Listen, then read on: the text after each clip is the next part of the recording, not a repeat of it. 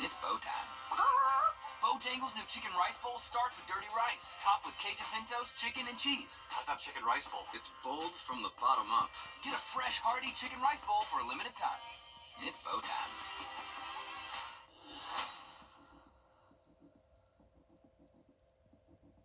Parker's Kitchen is my new daily coffee stop. Gourmet beans are freshly ground for every cup. Get your own cup of great tasting, freshly brewed coffee at Parker's Kitchen.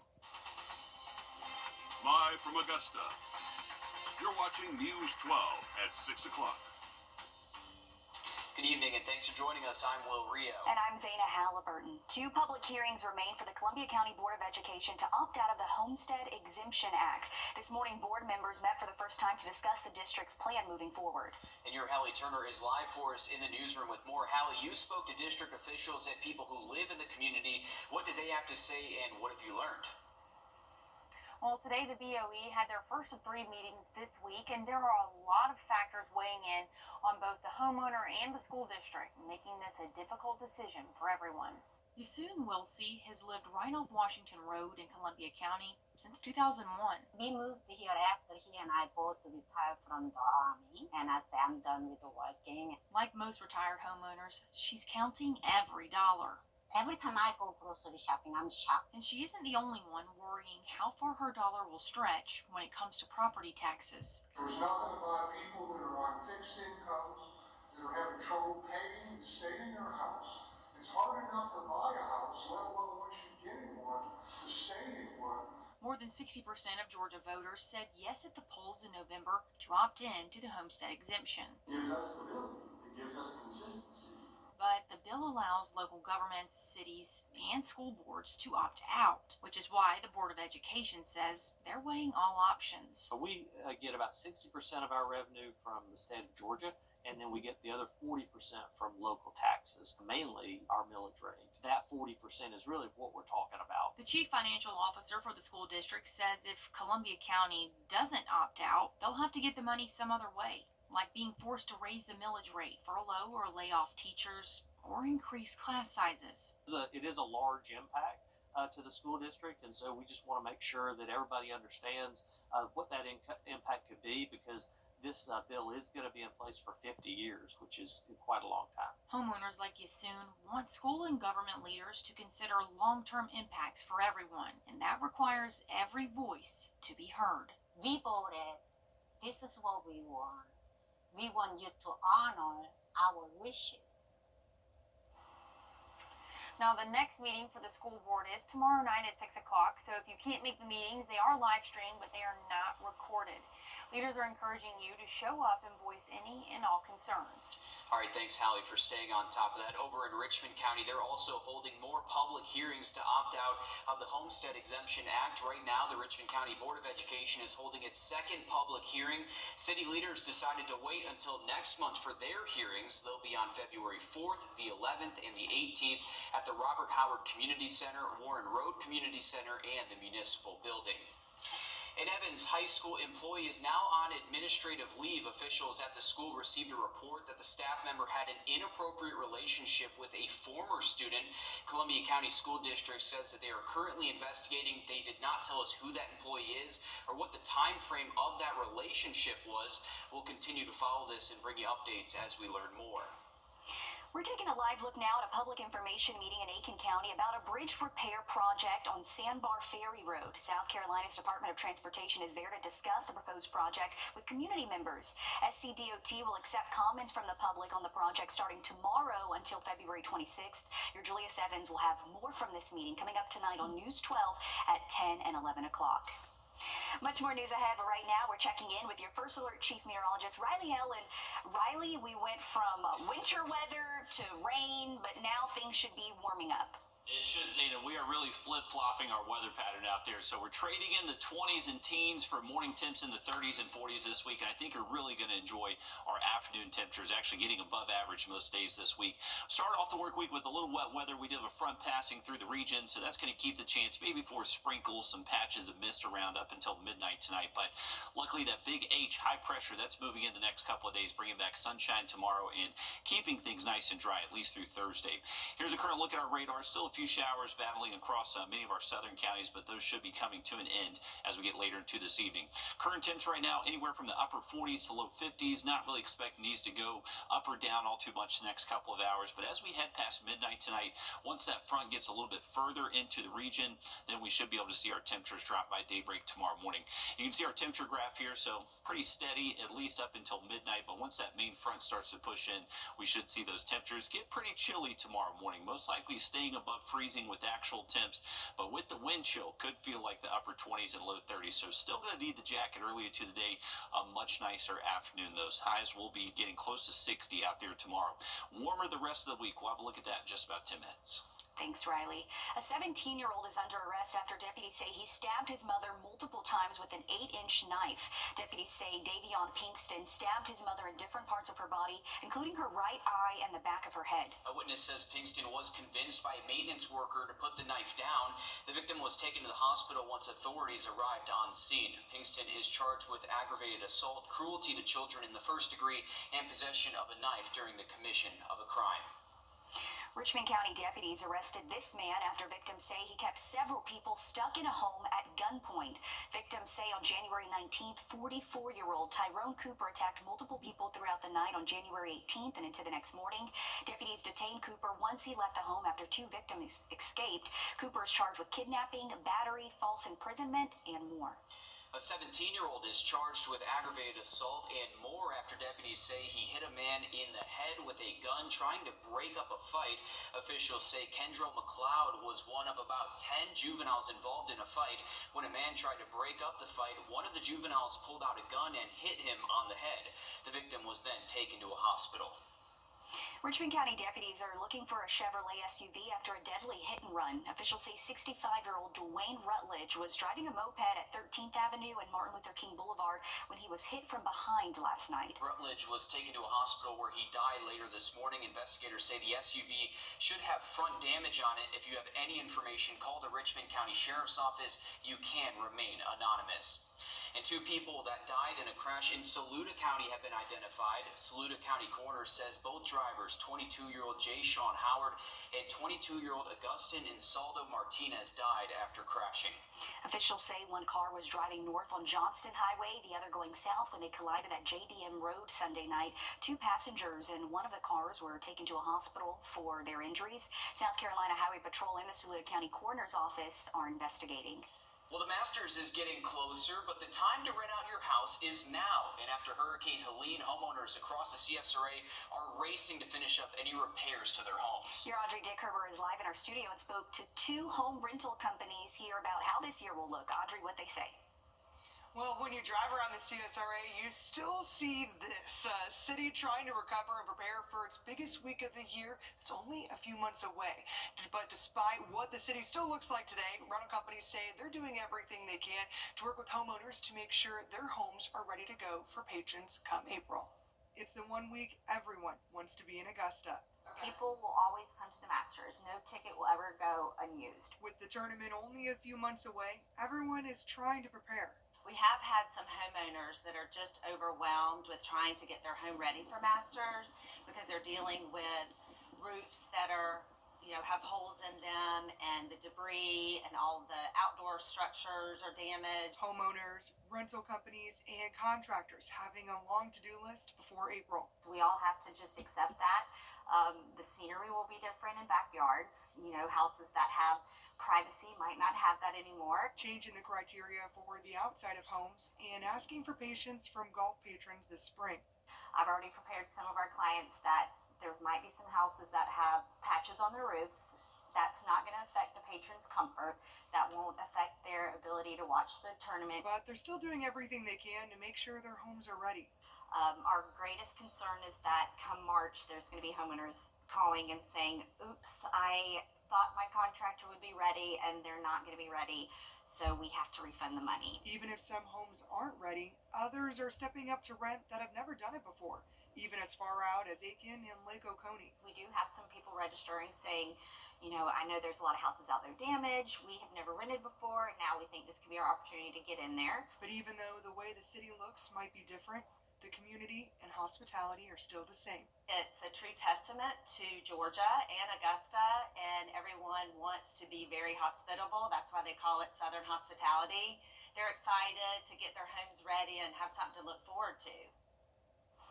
But they do say they don't expect to have to rent out as far as Lake Oconee and Modoc because of the amount of new houses being built and the increase of new people wanting to rent in Augusta. But it's good to know that it's an option if needed. Absolutely. Driving on Masters Week could always be a long thing depending on where you go. We know so many people rely on that week for an extra source of income. Thanks for keeping us updated, Audrey. If you still need to apply for FEMA assistance, time is running out in both states. The deadline to apply in South Carolina is tomorrow. After the deadline, you can still submit additional documents or update your information, but you cannot submit a new application. In Georgia, you still have a little time. Your last day to apply is next Friday, February 7th. You can apply online or in person at one of the FEMA disaster recovery centers throughout the state. This just into the newsroom. A student at Grovetown Middle School was found with a knife on campus today. In a letter sent to parents, officials say an 8th grader had a knife in class and showed it to another student. District police responded to the school and secured that knife. The student is currently being held to the school code of conduct and the law. Still ahead, this cold weather might not be bringing snow, but it's still lingering. We're going to show you how local shelters are trying to help after this. And we do have high temperatures finally reaching the 60s again later this week and possibly 70s as we look later into that 7-day forecast. Have a look at the warm-up just after the break. Time and Temp, brought to you by your First Alert weather team. This is not you. It's not me. Welcome back to News 12 at 6 o'clock. We'll check in with your First Alert Chief Meteorologist, Riley Hale. I think all of us are ready for some warmer temperatures at this point. We're not enjoying the cold too much over here. I know. There's only been 2 or 3 days we've actually been above average so far this year. So it's been a really cold start to the year. We're actually going to get back above average most days this week. So we do have a cold front pushing through tonight. Usually behind a cold front, you see your temperatures cool off a little bit. Not necessarily going to be the case with this one. High pressure is going to move in from the west, and we're actually expecting temperatures to most likely be warmer tomorrow. Still going to be a little bit of a chilly start Tuesday morning, most likely in the mid-30s, but by the afternoon we should see highs close to 60 degrees. Right now we're in the upper 40s here from Aiken over to Augusta, and unfortunately our Thompson sensor is still down at the airport there in McDuffie County, but hopefully gets back online soon. Here's a look at the forecast tomorrow. Heading out to the bus stop, you will need the jacket. It's going to be chilly. Temps will be in the mid-30s, and we're likely going to feel like the upper 20s with the wind chill. The wind is not going to go calm tomorrow or tonight, so a little bit breezy tomorrow afternoon, that west wind between 10 to 15 miles an hour, but a west wind, usually a warmer wind for us, so we should be able to see our high temps at least up to 60 degrees out there tomorrow, so feeling a little bit better. A little bit breezy at times. We should see gusts maybe 20, 21 miles an hour later into our Tuesday afternoon. I think Wednesday is going to be a little bit of a windier day. Still a little bit breezy out there tomorrow, but by Wednesday, we'll likely get those gusts over 25 at times. So that's when we possibly could see maybe a lake wind advisory issued. Right now, that appears to be a low risk, though, that we'd have to see these gusts up to 30, and right now, it looks like most spots should stay below 30 miles an hour with those gusts Wednesday. Here's a look at the day plan in the next couple of days. I think the best news is that we're going to have plenty of sun out there, more mild temperatures later into the day, so near 60 Tuesday. By Wednesday, we should actually get up into the mid-60s with generally sunny skies throughout the day, so feeling much nicer over the rest of the week. Here's a look at tonight. Still some cloud cover. Can't lot, maybe a sprinkle or two, a patch of drizzle in some spots, at least up until midnight tonight. Once we get past the midnight hour, clouds will start to clear out, and we enjoy a lot of sunshine out there for our Tuesday. Cold start, but a mild finish. High temps should be close to 60 in most locations tomorrow, keeping everyone well above freezing into Tuesday night, Wednesday morning, to where those lows should stay in the upper 30s to low 40s. By Wednesday afternoon, warm again, most likely mid-60s for some spots, possibly upper 60s in a spot or two across the river region. And then once we get into our Thursday, we're going to wake up most likely near 40, and those afternoon highs reaching back to the 60s with just a few passing clouds. Once we get past tonight, our next chance for rain will be Friday. That will be our next front passing through, but luckily clears out just in time for the weekend. Okay, that's good news. Thanks, Riley. Snow may be gone, but the cold weather is lingering, especially in the mornings, causing many people to look for a place to stay warm. Our local overnight shelters work hard 365 days a year, and the winter season elevates that. They're finding solutions in how they can help keep people off the streets. Snow. It's something we haven't seen in more than a decade, and while many of us got out to enjoy it, others were looking to get out of it. The Augusta Rescue Mission has seen an influx of people coming to stay in their overnight shelter. Many are actually even lining up at times to get in sooner because it is pretty cold outside. Executive Director Chris Jones says they've been about 2/3 full each night. He says they offer a number of resources outside of just shelter. We believe in total life transformation. So we believe in life skills, we believe in Christian discipleship, also just job training. So we want to touch every aspect of a person's life. And we don't know the outcome for most of these men, but we certainly know that they're getting what they need when they're here. Jones says something that's of high use right now is their laundry room. The laundry room has been open for over a year, and at first we were open 2 days a week with, 1 or 2 appointments a day. But since Hurricane Helene, we've been open 5 days a week, and we're booked out usually a week or 2 in advance. Garden City Rescue Mission is also an overnight shelter for men. They say they're seeing new faces daily for those taking advantage of their warming shelter. The executive director says they always need clothes for both men and women. As for Jones, he says there's always a need at the shelter for those looking to support them. Right now during the winter season, we actually are finding that we need jackets. We need, larger, extra large jackets, walking shoes for a lot of the guests. He says to anyone in need, they're open. We want people off the streets. Safety is extremely important for us. But also here at Augusta Rescue Mission, you're not just going to find shelter, you're going to find an opportunity to have hope and possibly some development and skills. We'd love to help with that as well. And great that we do have those resources, because at this point it really goes beyond just shelter. They need those resources to help people get off the streets and stay off of them. Yeah, since Helene, we've seen the need for these resources go up, and when it gets cold, it gets even worse. The need gets even higher. The demand's there. So we're thankful and we're grateful that these organizations are here for us. Definitely. And if you or someone you know is in need, check in at the Augusta Rescue Mission. Starts at 3:30, and at Garden City Rescue Mission it starts at 1 o'clock. At Garden City, they also offer showers for anyone in need. Fridays from 9 to 11. We have all of their information and ways to donate on our website. And the good news here, it's expected to warm up later this week, which is very good. Well, today the city of Aiken broke ground on a new site for a new mixed-use building coming to Newberry Street. The $20 million project will bring at least 100 professionals and university students to the heart of Aiken. This building is part of the vision for the Savannah River National Lab to have a visible presence off-site, where lab staff and the Battelle Savannah River Alliance Research Institution will come here to Aiken to interact with lab staff.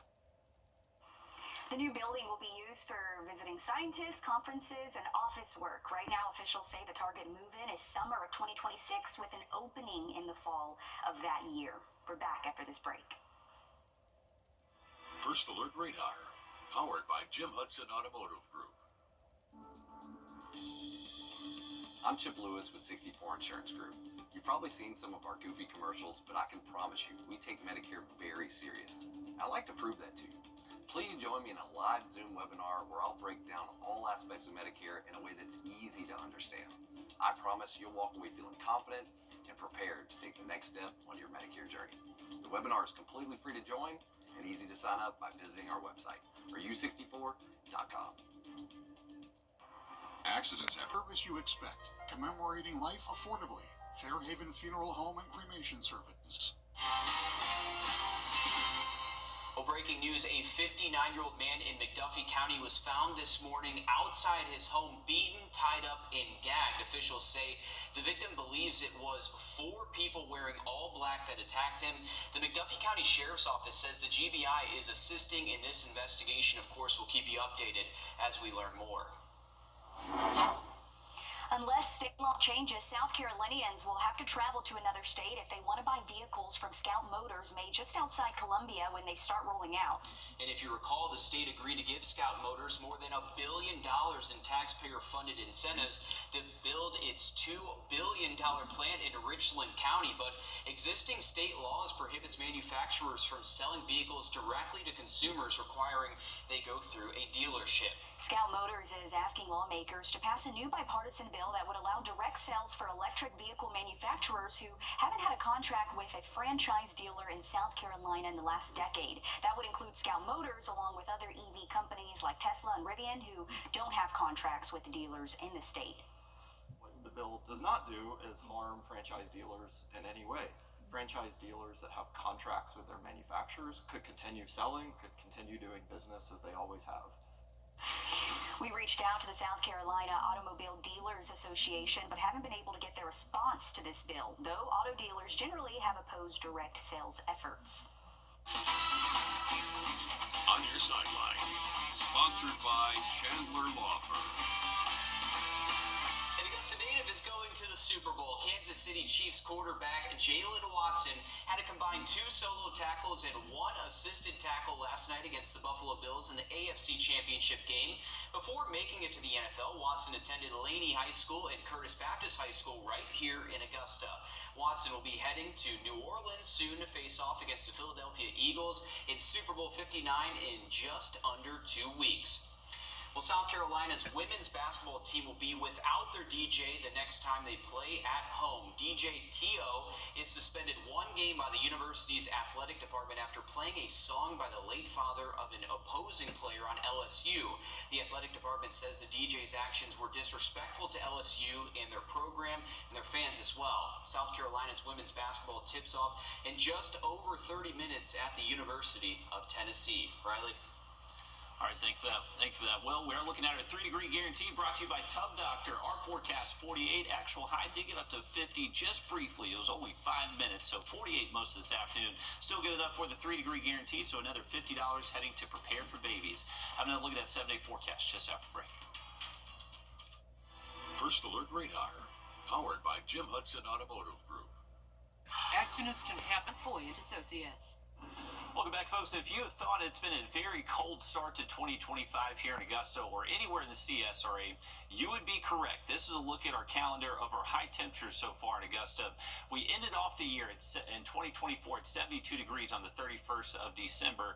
Since then, we have only had 2 days so far in the month of January to where our high temperature has actually been above average, and even then, it was only 2 or 3 degrees above average. So most of the month has been below average for us and is trending in the direction of one of the coldest Januaries we likely have seen on record here at Augusta. Here's a look at the rest of the week, though. We're seasonal tomorrow, and then as we head into Wednesday, Thursday, Friday, Saturday, we're talking temps back above average. So this is the warming trend this week. It looks like it will stick around for at least the next 7 days. Look at that. All right, Riley, thank you. We're back live on 26 News at 7. And for News 12 at 10 and 11 o'clock. Thanks for watching.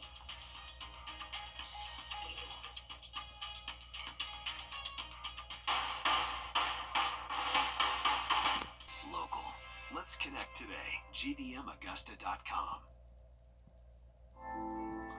I look at her and I see my future. She is the promise that gives meaning to each new day. Her love holds us close and guides us. She is and always will be my everything. I celebrate her with a jeweler that I trust. And that's Windsor. Hey folks, Chris Cunningham here with Leaf.